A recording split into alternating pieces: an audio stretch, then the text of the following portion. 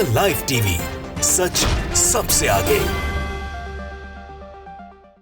नमस्कार, मैं हूं रंजीत झा और आप देख रहे हैं द लाइव टीवी। इजराइल और फिलिस्तीन की जंग नए साल पर भी थमी नहीं है। अब यह जंग और भी भयंकर बड़ी होने वाली है। दुनिया इस बार समुद्री जंग लड़ने जा रही है, क्योंकि अमेरिका ने जहां एक और अपने युद्धपोत लाल सागर में तैनात किए, तो इस वक्त की सबसे बड़ी खबर यह है कि नए साल पर ईरान ने भी अपने जंगी जहाज लाल सागर में उतार दिए हैं। जी हां, वही ईरान जो यमन के हूथियों का सबसे बड़ा हितैषी है और उसका रक्षक भी है। यमन के हूथी लाल सागर में अकेले अमेरिका समेत दुनिया भर के देशों की हालत खराब कर रखे हैं। उनका कोई भी जहाज बिना यमन के हूथियों के परमिशन के नहीं गुजरता है। लेकिन इस बीच अमेरिका ने अपने युद्धपोत से हमले करने की कोशिश की है। जो रिपोर्ट मिली उसके मुताबिक हूथियों के जहाज को समुद्र में डुबाने की कोशिश की गई है, उस पर हमला किया गया। और जैसे ही यह खबर यमन के हूथियों के रक्षक ईरान को मिली है, ईरान ने अपने जंगी जहाज को वहां खड़ा कर दिया है। इतना ही नहीं, वेनेजुएला ने भी पूरी तैयारी के साथ अपने युद्धपोत खड़े किए हैं। बहुत बड़ी जंग होने वाली है। अमेरिका को लाल सागर में मुंहतोड़ जवाब मिलने वाला है। जरा अपने स्क्रीन पर देखिए, एक ट्वीट दिखाते हैं आपको। यह जो जहाज देख रहे हैं, तस्वीर जो है आरटी उर्दू ने शेयर किया है और इसमें लिखा हुआ है, Iran IRIS Alborz warship enter the Red Sea near Yemen. Yemen में अब जो लाल सागर का क्षेत्र है वहां पर आ चुका है ईरान का युद्धपोत। और ये आयरिस युद्धपोत बड़ा खतरनाक है। ईरान बहुत ताकतवर है, अमेरिका को भी अच्छे से पता है। ईरान अब यमन के हूथियों के बिहाफ पर अमेरिका को मुंहतोड़ जवाब देगा। अमेरिका तो सबसे पहले 20 देशों को एक साथ करके प्रोस्पेरिटी गार्डियन के नाम से एक ऑपरेशन चलाना चाहता था। लाल सागर में तमाम देशों को इकट्ठा करके वो चाहता था कि यमन के हूथियों को चुटकी में मसल दे। लेकिन यमन के हूथी बिल्कुल हमास के लड़ाकों की तरह हैं। आप उन्हें जितना दबाने की कोशिश करेंगे वो निकलकर उतना बाहर आ जाते हैं। ईरान का समर्थन भी प्राप्त है। ऐसे में कई देशों ने तुरंत अपने कदम पीछे खींच लिए, जिसमें UAE, सऊदी अरबिया जैसे देश भी थे और पश्चिमी देश तो बहुत सारे। अमेरिका जब कुछ ही देशों का समूह रह गया वहां पर, तो फिर इस जंग में उनकी रफ्तार धीमी पड़ गई। लेकिन अचानक से खबर आई कि इन लोगों ने हमले शुरू कर दिए। अमेरिकी जो युद्धपोत है उससे अटैक हुआ है लाल सागर में यमन के हूथियों पर। क्योंकि इससे पहले एक खबर आई थी, आपको हमने वो रिपोर्ट भी दिखाई है कि ब्रिटिश ऑयल टैंकर्स पर मिसाइल दागे थे यमन के हूथियों ने। उन्हें कहा था कि आप इस क्षेत्र से हमारे परमिशन के बिना नहीं गुजर सकते, खासकर इजराइल तो जा ही नहीं सकते। इजराइल को शर्त दी गई है कि आप हमास से जंग बंद कीजिए, गजा पट्टी में युद्ध विराम की घोषणा कीजिए और फिलिस्तीन की शर्तों को मानिए। लेकिन ये मानते नहीं है, तो फिर इन लोगों ने समुद्री मार्ग में इतना बड़ा रोड़ा तैयार किया है कि सुएज कैनाल से दुनिया का कोई जहाज इजराइल की तरफ या इजराइल से कोई समुद्री जहाज किसी दूसरे देश में नहीं जा सकता है। महंगाई बढ़ गई है, बहुत बड़ा नुकसान हो गया है, लिहाजा अमेरिका को मोर्चा संभालना पड़ा और यह जंग जो है धीरे धीरे समुद्र की बड़ी जंग बनती जा रही है। यहां देखिए, हम आपको दिखाते हैं क्या बताया जा रहा है। दो हेडलाइन दिखाते हैं। एक BBC की रिपोर्ट है, इसमें क्या लिखा गया है कि अमेरिकी नौसेना के हेलीकॉप्टरों ने अपहरण के प्रयास के बाद लाल सागर में हौथी नौकाओं को नष्ट कर दिया। 31 दिसंबर की खबर है।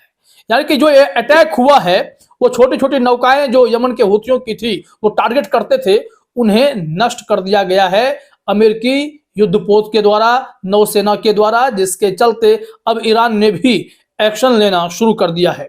यहां लिखा भी गया है कि अमेरिकी नौसेना ने हौथी छोटी नौकाओं को नष्ट कर दिया है, जिनके चालक दल ने लाल सागर में एक कंटेनर जहाज पर चढ़ने का प्रयास किया था। अमेरिकी सेना ने कहा कि यमन में हौथी नियंत्रित क्षेत्रों से 4 जहाजों ने मिर्स्क हांगजो पर गोलीबारी की और जहाज से कुछ मीटर की दूरी पर आ गए। फिर इन लोगों ने वहां से गोलीबारी की और इनके जहाज को नष्ट किया है। यह खबर जैसे ही ईरान को मिली, उसके बाद ईरान ने अपने जंगी जहाज को लाल सागर में तैनात कर दिया है। NDTV ने भी ऐसा ही कुछ रिपोर्ट सामने रखा है। देखिए, यहाँ लिखा हुआ है, अमेरिकी हमलों में लाल सागर में ईरान समर्थित 10 हौती विद्रोही मारे गए, यह एक रिपोर्ट दी जा रही है।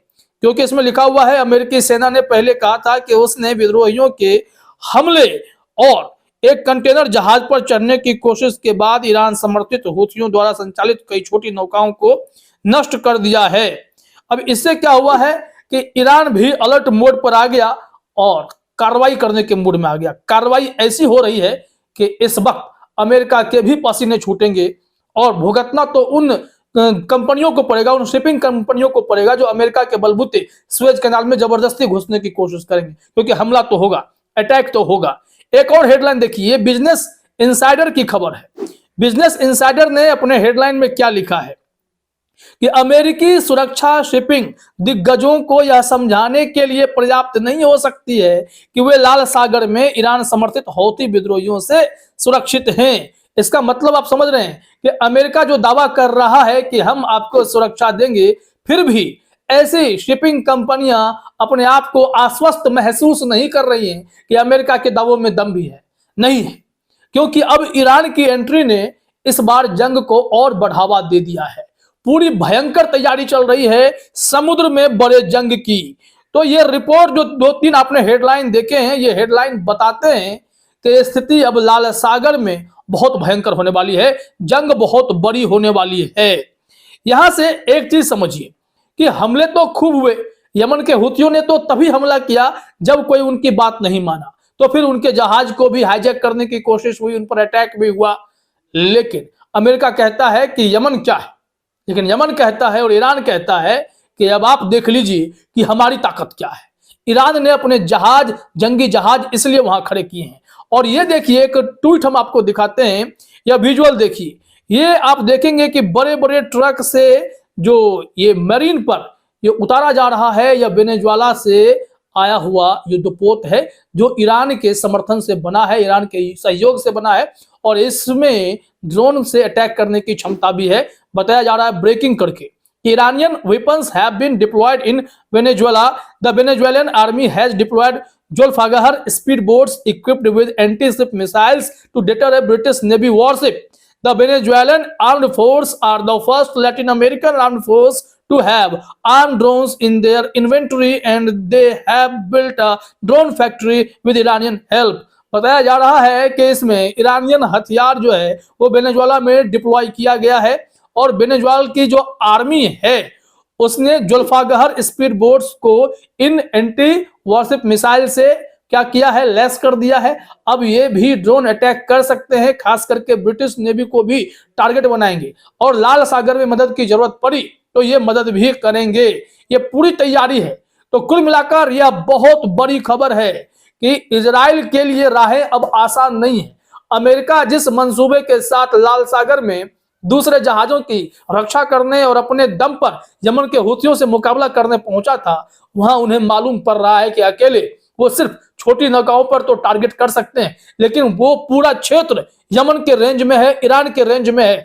अगर चौतरफा अटैक शुरू हो गया तो उन शिपिंग कंपनियों को भारी नुकसान हो जाएगा। अमेरिका इजराइल को उकसाता रहा, जिसके चलते गाजा पर कत्लेआम मचता रहा है। हथियार अमेरिका देता रहा है, लेकिन अमेरिका को अच्छे से पता है इजराइल जिस नुकसान में जाएगा उसकी भरपाई करने में वर्षों लगेंगे। और इस वक्त यहां समुद्री जंग जो बहुत बड़ी हो जाएगी, तो इससे अभी तो 18% तक की ग्लोबल इकोनॉमी पर असर पड़ा है जो शिपिंग से आता है, सुएज कैनाल के जरिए आता है। लेकिन यह बढ़ के 50% अगर हो जाए तो दुनिया भर में इसका असर देखने को मिलेगा। तो यह जंग जो है, जंग रोकने की जरूरत है। युद्ध विराम हो तो यह समुद्र में जंग नहीं होगी। पता नहीं ये पश्चिमी देशों के हुक्मरान कब समझेंगे। फिलहाल इस वीडियो में इतना ही। आप सभी का हमसे जुड़ने के लिए बहुत बहुत धन्यवाद। द लाइव टीवी, सच सबसे आगे।